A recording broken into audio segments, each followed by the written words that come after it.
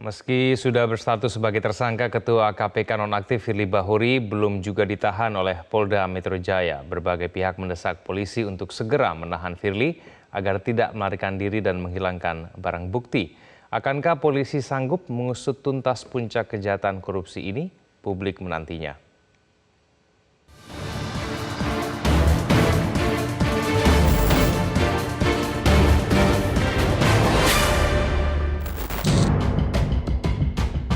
Kasus dugaan pemerasan terhadap mantan Menteri Pertanian Syahrul Yassin Limpo diharapkan semakin terang benderang. Penyidik sudah bisa leluasa membongkar praktek lancung itu dan mengonfrontasikan bertumpuk bukti kepada tersangka Firly Bahuri yang pagi tadi menyambangi Mabes Polri untuk diperiksa pertama kalinya sebagai tersangka.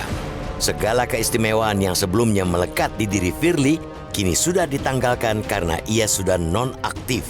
Ketua sementara KPK Nawawi Pomolango pun sudah melarang Firly ngantor di Gedung Merah Putih itu. Sehingga hal itu menutup semua potensi jebakan psikologis antara penyidik Polri dan Firly. Sekarang bola berada di Polri untuk mengusut tuntas aksi Firly memeras Syahrul Yassin Limpo. Upaya tersebut sebaiknya tidak dilakukan setengah-setengah. Opsi menahan Firly harus dibuka selebar-lebarnya agar perkara ini menjadi lebih terang dari cahaya. Pasal 21 ayat 1 KUHP menyatakan, tersangka dapat ditahan bila dikhawatirkan hendak melarikan diri, menghilangkan barang bukti, serta dikhawatirkan mengulangi tindak pidana lagi. Ini tentu masuk ranah subjektif penyidik. Namun secara objektif, tersangka dapat ditahan sesuai dengan pasal 21 ayat 4 KUHP, manakala tindak pidana itu diancam dengan pidana penjara 5 tahun atau lebih. Dalam hal ini, Firly dijerat dengan 3 pasal tindak pidana korupsi dengan ancaman maksimal hukuman penjara seumur hidup. Artinya, secara objektif, Purnawirawan Jenderal Bintang 3 itu masuk kategori untuk ditahan.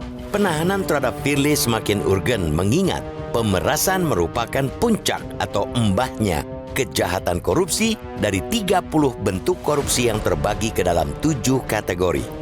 Nalar sayat publik seperti diobrak-abrik menyaksikan pucuk tertinggi lembaga anti rasuah malah dengan leluasanya berada dalam puncak kejahatan korupsi.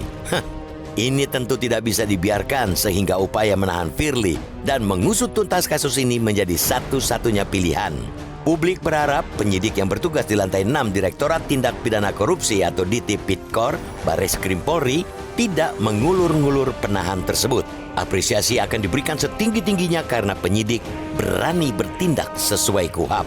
Pada akhirnya, hukum harus menjadi alat yang menghadirkan kebenaran. Tidak ada satupun di Republik ini yang bergerak di atas hukum. Apalagi orang itu adalah Firly, yang seharusnya segala tindak tanduknya ada di bawah undang-undang. Sebuah arus kehendak yang begitu kuat dari rakyat tengah menghampiri institusi Polri. Akankah para petugas di Gedung Tinggi Jalan Trunojoyo itu sanggup mengusut tuntas puncak kejahatan korupsi ini hingga ke akar-akarnya?